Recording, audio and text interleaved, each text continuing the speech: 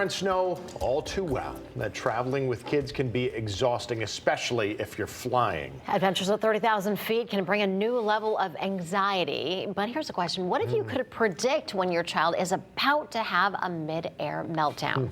Fox 61's Matt Scott explains in this morning's Family First.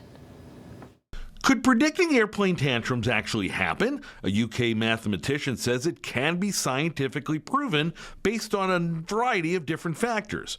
Essentially, it takes the four things that trigger a toddler the most: hunger, sleeplessness, boredom, and noise, and gives each a number between 1 and 10, 1 being the worst. A higher number lengthens the amount of time they can hold off a tantrum in disguise by upwards of 2 hours, which Dr. Melissa Whitson, a psychology professor at the University of New Haven, says the equation doesn't really add up scientifically. So I think they just kind of took the average of what parents reported from the past. But she knows how to tilt the travel odds in your favor. And when you consider that a new study found that children are most likely to have a tantrum 27 minutes and 48 seconds into a flight, that can be sanity saving. It certainly is true that kids can have meltdowns and tantrums.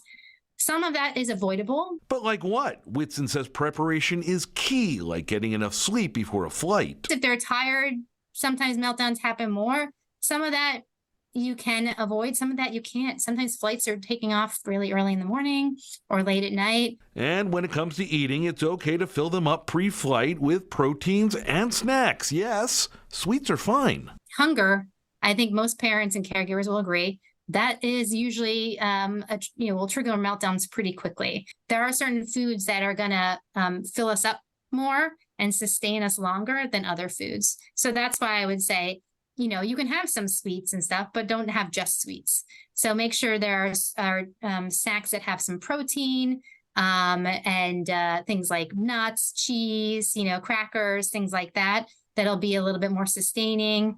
I'm Matt Scott, Fox 61, Connecticut's news station.